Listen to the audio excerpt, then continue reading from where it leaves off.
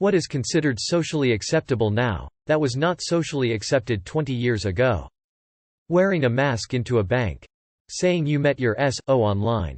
Texting. I remember first getting a phone around then and my dad being upset that the phone bill was so high because of all those SMS messages. Getting into a stranger's car. Tattoos are a lot more common these days. Doing most of your socializing on virtual social networks. Back in the 90s and earlier, only geeks and nerds called bulletin board system. Sure, there were some BBS that had Woras and cool ANSI art, but the main audience was a bit of a niche geeky crowd. These days everyone carries a little computer in their pocket and is constantly connected to multiple virtual social networks. Pretty much anything to do with the LGBTQ community. Taking pictures of only yourself constantly. 20 years ago you would have been considered a psychopath. Talking about therapy in public, depending on your social circle, but it is completely normalized in mine. Calling without texting first. Like, seriously, I know plenty of people who freak when their phones ring. Leggings as pants instead of only as underwear. It was considered semi-scandalous into the mid-o, at least where I lived.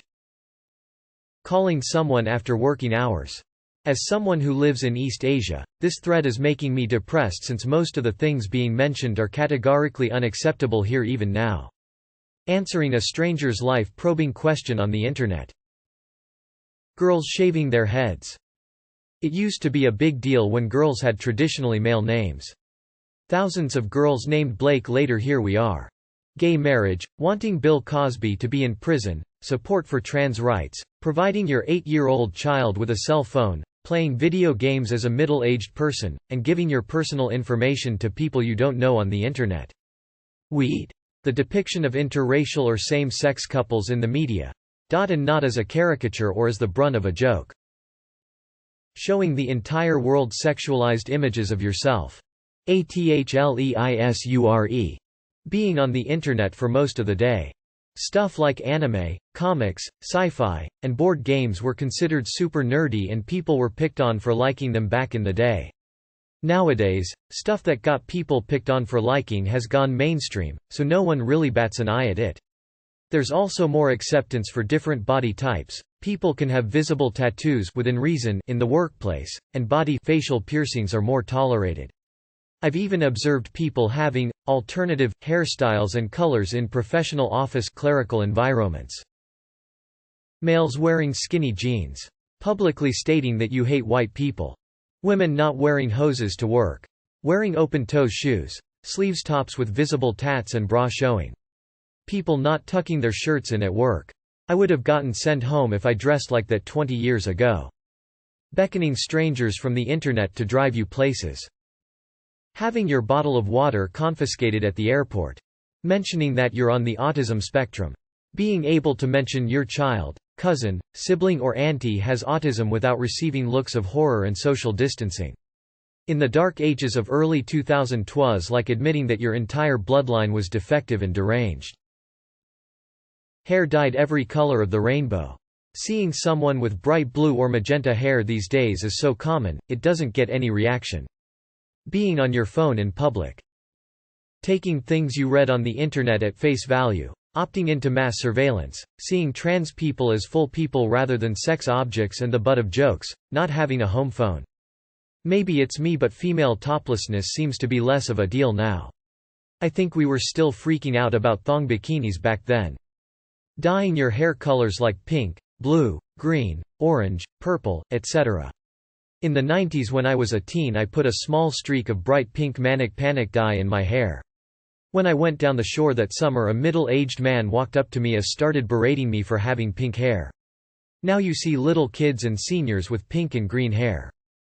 Seeking therapy for mental health. Getting the keys to some random person's house and living there for days on end, Airbnb. Going into some random person's car and having them drive you straight to your front door or place of employment, Uber and Lyft. Meeting a random dude off the internet to date or sleep with. Dating apps. Eating ass. Facial piercings. So many people have nose piercings now. Much more accepted in certain workplaces than they used to be, too. Playing video games as a profession. Not answering the front door. Ever. taking Trump seriously. Then he was just a clown. Wearing workout clothes pajamas all day. Pot wasn't allowed in many countries 20 years ago. Being a plus-sized woman in popular magazines. Reading whilst having dinner with someone. Put down the phone people. Recording random people on the street.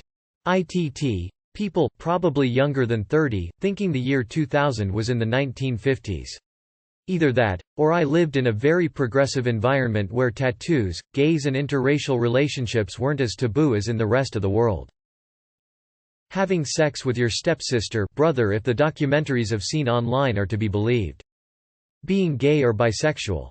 There would be a ton more if you go back 30, i.e. include the 90s.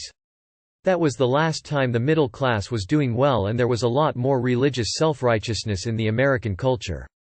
If you watch the original Law and Order series, you can literally watch the prejudices of the 90s change.